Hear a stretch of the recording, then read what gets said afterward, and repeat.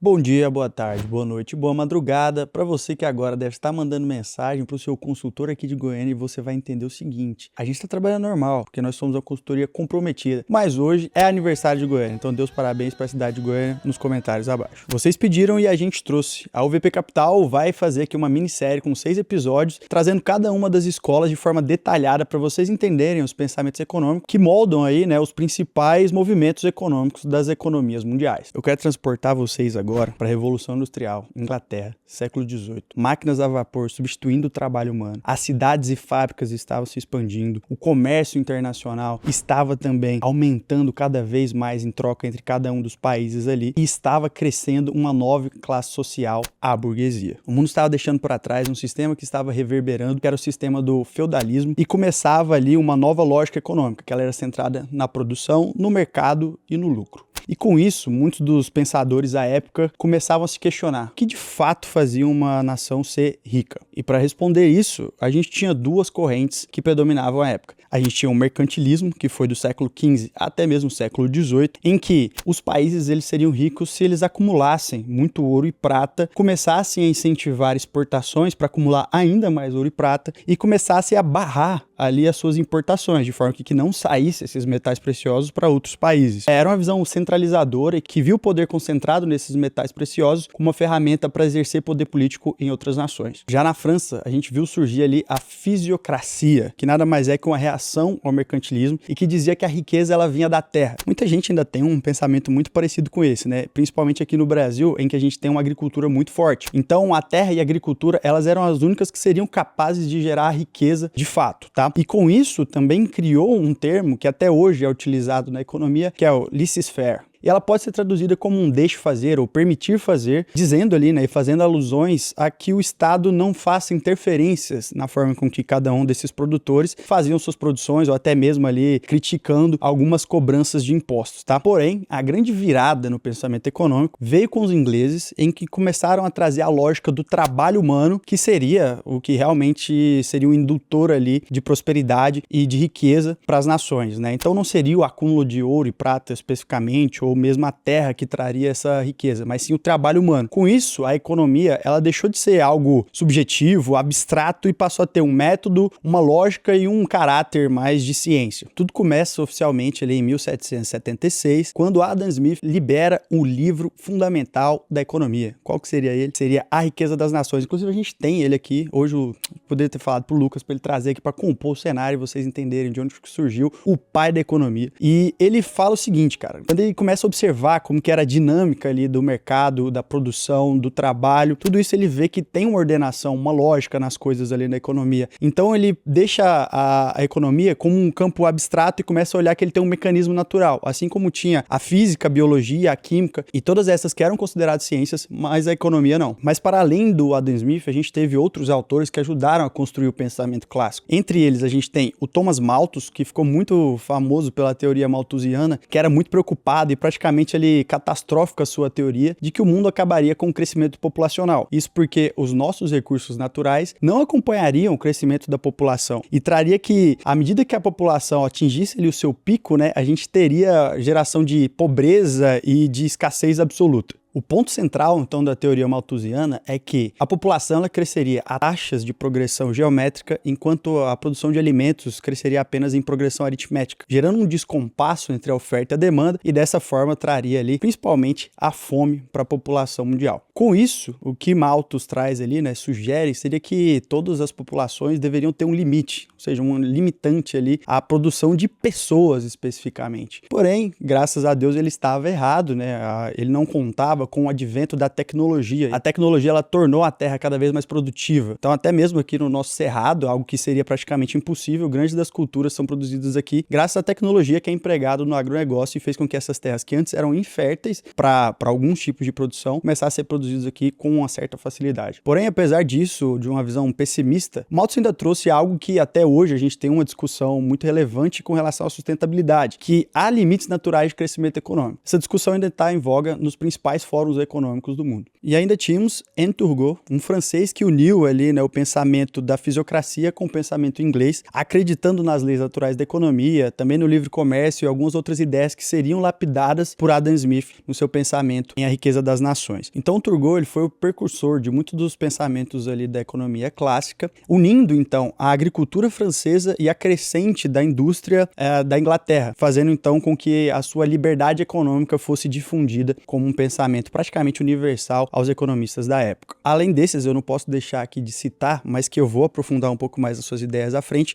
que são Jean-Baptiste Say, a gente tem John Stuart Mill e David Ricardo, que foram igualmente importantes ali para a construção do pensamento econômico e que vinha moldando o capitalismo em conjunto com a Revolução Industrial. Os economistas clássicos, eles viam a economia como uma máquina viva em que os interesses pessoais de cada um dos indivíduos que compõem esse organismo vivo, ele faria com que isso gerasse a prosperidade. É como se eu buscando o meu melhor, o Lucas buscando o melhor dele, você buscando o seu melhor na sua casa, faz com que, de certa forma, todo mundo una esse organismo vivo e chegue até o progresso. De uma forma que o lucro seria a máxima buscada por cada um dos indivíduos e que a competição entre cada um de nós geraria ali a busca de inovação e com isso vantagens competitivas frente aos nossos competidores. Em paralelo a isso, algo que era inegável na época, algo que era completamente inegociável aos economistas clássicos, era a propriedade privada e o direito a ela. Algo que, obviamente, alguns dos precursores ali do liberalismo econômico também resgataria muitas das coisas que a gente está falando dos economistas clássicos. E o princípio central aqui, resgatando o conceito lá atrás, é o laissez-faire, ou seja, o governo deveria deixar o mercado agir por conta própria, afinal ele se autorregula. Então, o mínimo que ele pudesse intervir ali nas relações de mercado seria o ideal. O Estado seria o único responsável apenas por segurança nacional, a justiça, da infraestrutura e por gerir alguns tipos de contrato. Nada além disso. Todo o resto, principalmente ali, preços, salários, comércio, deveria ser regulado pela concorrência e o mercado conseguiria ali expurgar aqueles que não eram eficientes e trazer aqueles que são cada vez mais eficientes ao centro da disputa entre os comércios, tá? Então ele seria ali o vencedor, digamos assim,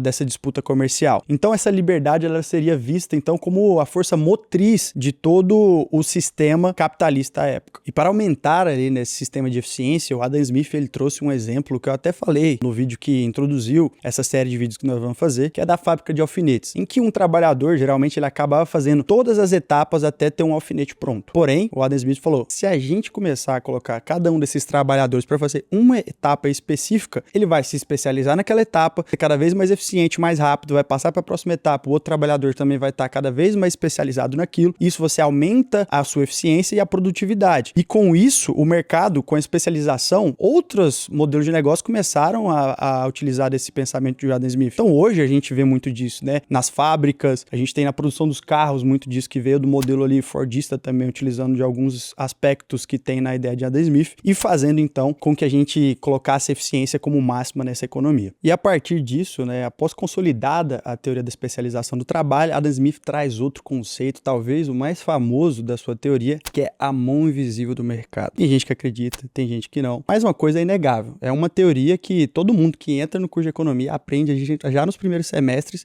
porque é algo que moldou o pensamento econômico da época e que os liberais, né, mais à frente, também acreditam. Afinal, essa mão invisível, o que ela faz é o seguinte, o padeiro ele não vai fazer pão para te agradar, ele vai fazer porque ele precisa de lucro, precisa de receita ali para alimentar a sua família. E com isso ele já está alimentando a sua família também e gerando prosperidade só por estar fazendo o seu trabalho. Então ele não está pensando na benevolência ali de produzir um pão para a sociedade, mas sim em conseguir aumentar e fomentar o seu próprio bolso. Porque afinal, quando ele vai gerar esse pãozinho aí para alimentar a sua família, ele também está gerando em paralelo alguns empregos, desde a sua cadeia produtiva lá atrás, ao comprar o trigo e fazer o pão, até mesmo os padeiros que o auxiliam ali naquele processo. Com isso ele também vai gerar impostos que vai girar também a máquina pública e com isso vai movimentando cada vez mais a economia. Essa força invisível então de cada um dos agentes produzindo ali, pensando somente no bem-estar próprio, ela acaba movimentando o recurso, né, o capital de uma mão para outra e vai acabar regulando as relações entre oferta e demanda. Essas relações então se mantendo ali em uma forma de equilíbrio é através da sua mão invisível, acabando fluindo em cada uma das pessoas para chegar no bem-estar coletivo. E aqui vale uma pausa pausa para a gente falar sobre algo fundamental. Isso aqui não é somente uma aula de história econômica, mas é sim para você entender como o capital se move. Afinal, a ideia de produtividade, liberdade econômica e como o capital se move são fatores que acabam integrando a economia até hoje. E é exatamente isso que a UVP Escola vai te ensinar, a entender como que a economia ela está aumentando, a inflação se move, como que o câmbio muda e com essas decisões você tomar as melhores escolhas de investimento. E para você que tem também acima de R$300 mil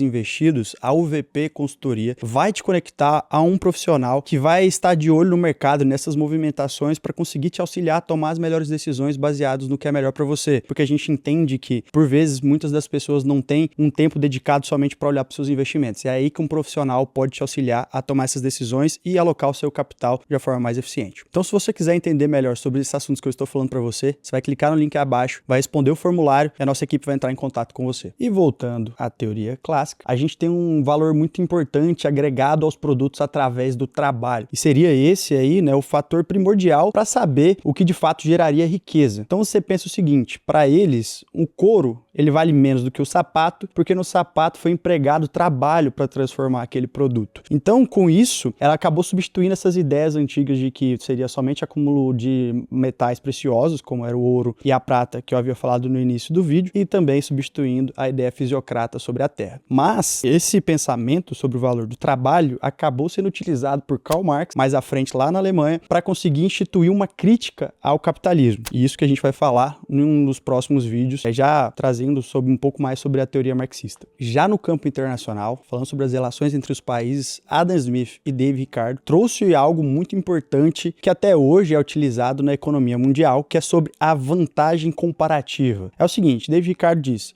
você pode ser um país que é bom em produzir praticamente tudo, mas se você se especializa em algo, você vai sair na frente de cada um dos outros países que são os seus competidores. É a mesma lógica daquela de especialização do trabalho, porém voltado para a produção nacional. E é por isso que o Brasil é um grande exportador de soja, café e outras commodities, enquanto outros países acabam produzindo e exportando tecnologia, como é o caso dos Estados Unidos. Com isso, cada um dos países aí, seguindo a lógica da teoria clássica, começariam a prosperar, fazendo o que é de melhor, afinal eles seriam mais eficientes e trariam mais retorno de volta para os seus cofres. E aqui, obviamente, cabe uma crítica se você quiser falar um pouco mais sobre a especialização da forma com que a gente vem lidando com a nossa política internacional. Porém, isso é inegável. Quando o país acaba focando no que de fato ele é melhor, ele vai trazer essa maior eficiência. Tanto é que o nosso agronegócio ele é referência mundial no que faz, porque a gente é cada vez mais produtivo e tem a tecnologia que a maior parte dos países não consegue nem competir conosco. E para complementar essa visão, a gente teve o Jean-Baptiste Say, que trouxe a lei dos mercados, dizendo a frase emblemática que a oferta cria a sua própria demanda. E o que isso significa, tá? Quando você produz algo, você gera renda. Quando você gera renda, você vai consumir o produto de outra pessoa. E com isso você leva a um ciclo virtuoso, fazendo com que a oferta e a demanda sempre tendam ao equilíbrio. Essa teoria ela acaba dizendo que o mercado ele se reajusta ali sozinho. Algo que o Keynes ali vai fazer uma crítica ao modelo e mostrando que nem sempre isso é verdade. Afinal, às vezes a gente vai precisar de um empurrãozinho através de indução de alguns fatores, como por exemplo até gastos públicos como indutores da economia, algo que foi crucial ali para recuperar a economia da Grande Depressão em 1929. Outro autor clássico importante, que eu até trouxe uma palhinha aqui sobre o que ele já produziu, que é Dave Ricardo, ele estudou bem como que era a distribuição de renda à época e dividiu a sociedade em 3 grupos principais. A gente tinha os trabalhadores,